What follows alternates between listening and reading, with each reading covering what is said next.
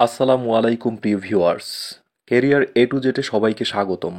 5 বছর অন্তর অন্তর পে স্কেল দেওয়ার কথা থাকলেও সরকার 2015 সালে বৈষম্যপূর্ণ ও অসামঞ্জস্যপূর্ণ পে স্কেল দিয়ে 11 থেকে 20 গ্রেডের কর্মচারীদের বঞ্চিত করেছে।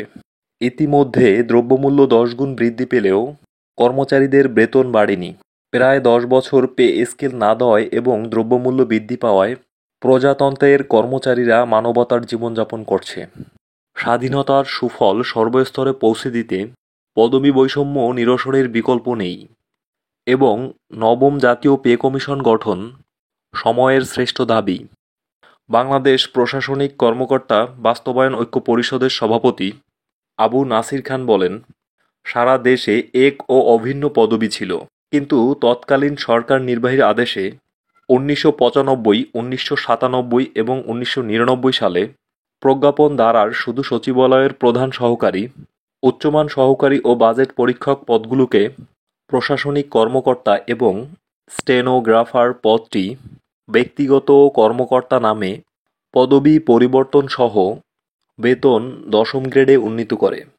প্রজাতন্ত্রে পদবি ও বেতন বৈষম্যের সৃষ্টি করে, যার ধারাবাহিকতায় public service commission, supreme court, Ganabhaban ও বঙ্গভবনের প্রধান সহকারী, উচ্চমান সহকারী পদগুলোকে প্রশাসনিক কর্মকর্তা ও বেতন 10ম গ্রেডে উন্নীত করা হয়েছে।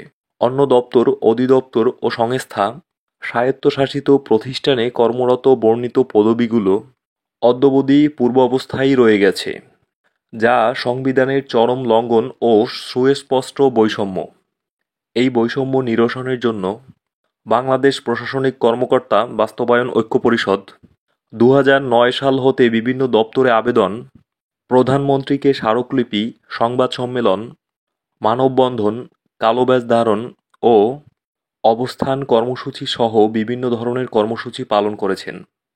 এতদ বৈষম্য নিরসনের জন্য প্রধানমন্ত্রীর দপ্তরের নির্দেশনা, জনপ্রশাসন মন্ত্রণালয় সংক্রান্ত সংসদীয় স্থায়ী কমিটির 3বারের সুপারিশ থাকা সত্ত্বেও জনপ্রশাসন মন্ত্রণালয় দীর্ঘ 29 বছরের বৈষম্য নিরসন না করে পত্র চলাচলের মাধ্যমে কালক্ষেপণ করে আসছে। তো ভিউয়ার্স, এই ছিল আজকের ভিডিওতে। ভালো থাকবেন, ধন্যবাদ।